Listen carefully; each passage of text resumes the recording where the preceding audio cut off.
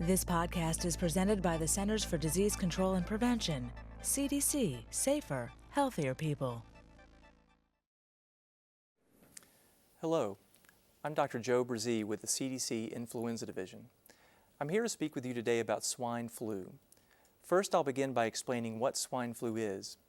Swine flu is a respiratory disease of pigs caused by type A influenza viruses. Outbreaks of swine flu happen regularly in pigs. People do not normally get swine flu, but human infections can and do occur. Most commonly, human cases of swine flu happen in people who are around pigs, but it's possible for swine flu viruses to spread from person to person also. The symptoms of swine flu in people are similar to the symptoms of regular human flu and include fever, cough, sore throat, body aches, headache, chills, and fatigue. Some people have reported diarrhea and vomiting associated with swine flu as well. In the past, severe illnesses such as pneumonia and respiratory failure, as well as deaths, have been reported with swine influenza infection in people as well. Like seasonal flu, swine flu may cause a worsening of underlying chronic medical conditions. I'll now discuss the severity of swine flu illnesses in people. Similar to seasonal flu, swine flu in humans can vary in severity from mild to severe. Between 2005 until January 2009, 12 human cases of swine flu were detected in the United States with no deaths occurring. However, swine flu infection can be serious. In September 1988, a previously healthy 32-year-old pregnant woman in Wisconsin was hospitalized for pneumonia after being infected with swine flu, and she died 8 days later. A swine flu outbreak in Fort Dix, New Jersey occurred in 1976 that caused more than 200 cases with severe illness in several people and one death. Spread of swine flu can occur in two ways. The first way is through contact with infected pigs or environments contaminated with swine flu viruses. The second way is through contact with a person infected with a swine flu virus. Human-to-human spread of swine flu has also been documented and is thought to occur in the same way as seasonal flu. Influenza is thought to be spread mainly person to person through coughing or sneezing of infected people. Next, I would like to tell you about medicines that can be used to treat swine flu. CDC recommends the use of oseltamivir or zanamivir for the treatment and alternatively the prevention of infection with these swine flu viruses.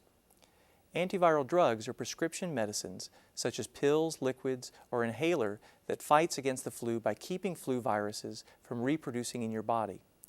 If you get sick, antiviral drugs can make your illness milder and can make you feel better faster. They may also prevent serious flu complications.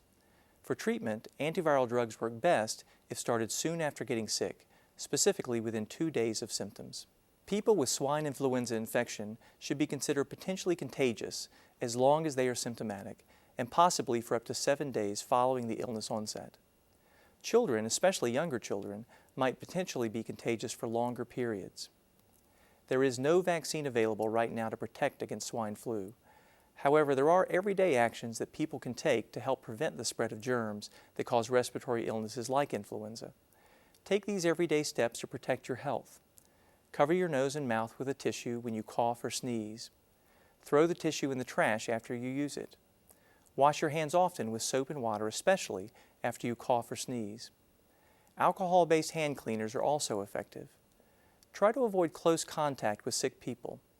If you get sick with influenza, CDC recommends that you stay home from work or school and limit contact with others to keep from infecting them. Avoid touching your eyes, nose, or mouth because germs can spread that way. Now I will move on to discuss what you should do if you get sick.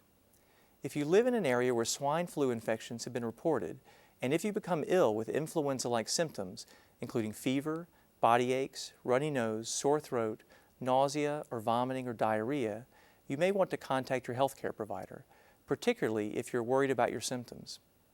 Your healthcare provider will determine whether influenza testing or treatment is needed.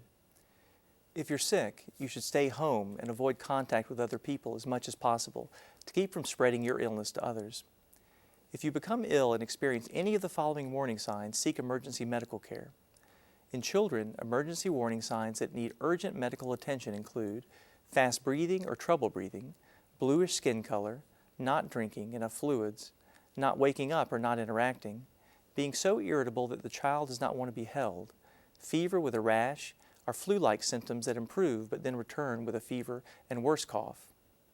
In adults, emergency warning signs that need urgent medical attention include difficulty breathing or shortness of breath, pain or pressure in the chest or abdomen, sudden dizziness, confusion, and severe or persistent vomiting. People don't need to worry about eating or preparing pork.